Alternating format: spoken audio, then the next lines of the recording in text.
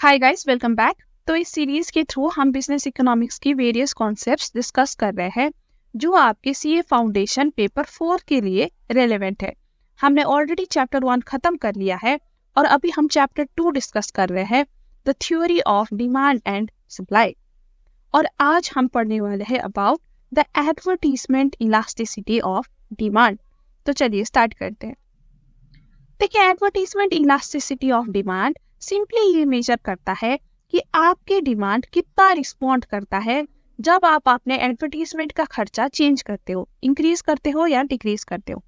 देखिए, अगर आप अपने एडवर्टीजमेंट का खर्चा बढ़ाते हो और आपकी गुड की डिमांड भी बढ़ती है उस कारण से, फिर हम ऐसे गुड को कहेंगे एडवर्टीजमेंट इलास्टिक गुड या फिर एडवर्टीजमेंट इलास्टिक डिमांड।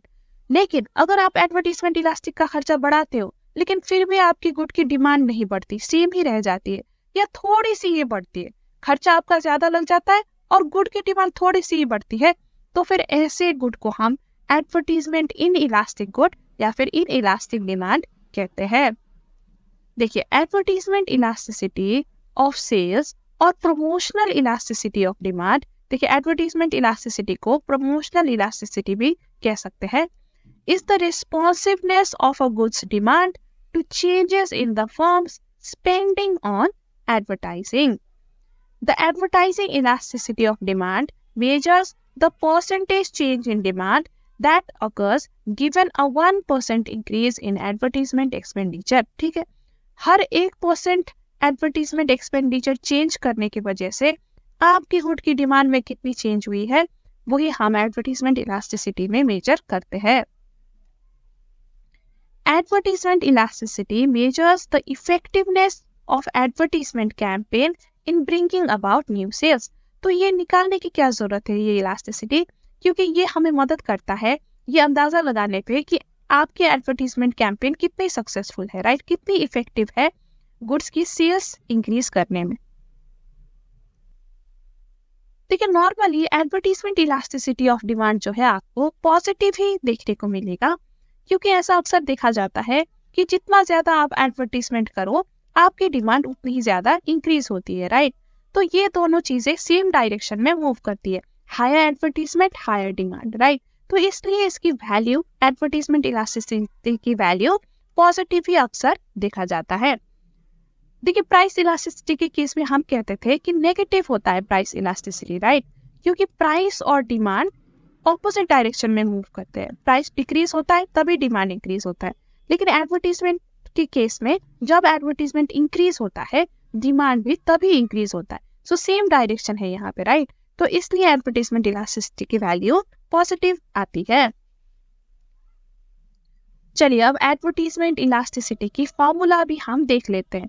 देखिए, एडवर्टीजमेंट इलास्टिसिटी 0 से इन्फिनिटी बीच की कोई भी नंबर हो सकती है, ठीक है, and it is measured by using the formula EA, यानी कि advertisement elasticity is equals to percentage change in quantity demanded divided by percentage change in spending on advertising।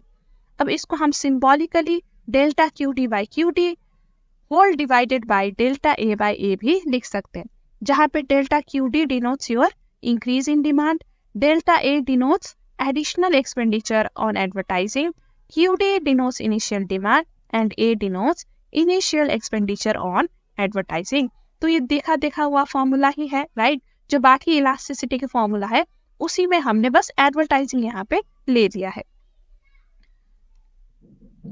तो अब आपने एडवर्टीजमेंट इलास्टिसिटी का फॉर्मूला तो देख लिया, राइट। अब इसकी न्यूमेरिकल वैल्यू को हम इंटरप्रेट करना भी सीख लेते हैं और ये देखते हैं कि कहाँ पे एक बिजनेसमैन को एडवर्टीजमेंट करने में फायदा होगा और कहाँ पे फायदा नहीं होगा। अब मान लीजिए आपकी एडवर्टीजमेंट इलास्टिसिटी 0 आई है, तो इसका क्या मतलब है? इसका मतलब है कि demand does not respond at all to increase in advertisement expenditure. Advertisement में खर्चा बढ़ाने से आपका डिमांड बिल्कुल नहीं इंक्रीज हो रहा, तो क्या यहाँ पे एडवर्टीजमेंट करने में फायदा है? बिल्कुल भी फायदा नहीं है, क्योंकि आपका खर्चा लग रहा है एडवर्टीजमेंट में लेकिन आपका डिमांड बिल्कुल नहीं इंक्रीज हो रहा। तो बिजनेसमैन को ऐसे गुड्स में, ठीक है, जहाँ पे एडवर्टीजमेंट इलास्टिसिटी 0 आती है, ऐसे गुड्स में एडवर्टीजमेंट खर्चा नहीं करना चाहिए। अब मान लीजिए आपका एडवर्टीजमेंट इलास्टिसिटी ग्रेटर देन 0 है, बट लेस देन 1 है। तो इसका क्या मतलब है? इसका मतलब है कि increase in demand is less than proportionate to increase in advertisement expenditure. Advertisement पे खर्चा करने से आपका डिमांड तो बढ़ रहा है लेकिन बहुत कम बढ़ रहा है। आपका खर्चा ज्यादा लग रहा है लेकिन डिमांड उस प्रोपोर्शनेट में नहीं बढ़ रहा। ठीक है, तो देखिए ये अगर आपको थोड़ा सा ही डिमांड इंक्रीज करना है, आपका मकसद ही था कि मैं बस थोड़ा सा ही डिमांड इंक्रीज हो जाए, तो मे भी यहाँ पे एडवर्टीजमेंट करने में फायदा हो, लेकिन स्टिल लार्ज एक्सटेंट पे यहाँ पे आपको फायदा नहीं मिल रहा है एडवर्टीजमेंट करने से। ठीक है, क्योंकि खर्चा ही आपका ज्यादा लग रहा है और खर्चे के हिसाब से आपका डिमांड इंक्रीज नहीं हो रहा। अब एडवर्टीजमेंट इलास्टिसिटी अगर 1 है तो इसका ये मतलब है कि demand increase in the same proportion in which advertisement expenditure increase. जितना आप खर्चा लगा रहे हो उसी प्रोपोर्शन में आपका डिमांड भी बढ़ रहा है, तो यहाँ पे फायदा हो सकता है आपको या राइट एडवर्टीजमेंट करके, क्योंकि आप सेम प्रोपोर्शन में आप डिमांड भी बढ़ा पा रहे हो।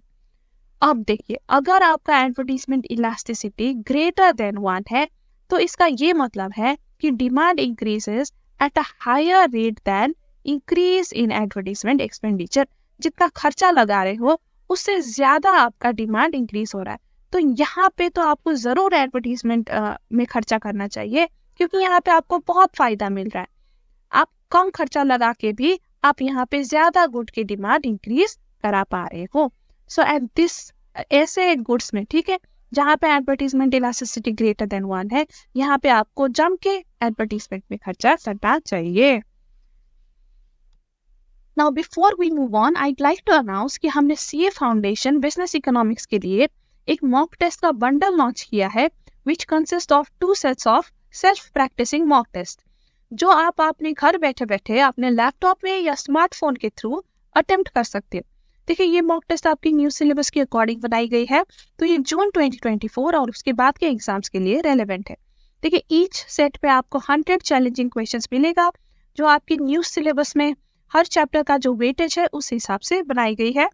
तो ये आपको न्यू सिलेबस का बहुत अच्छे से प्रैक्टिस देगा।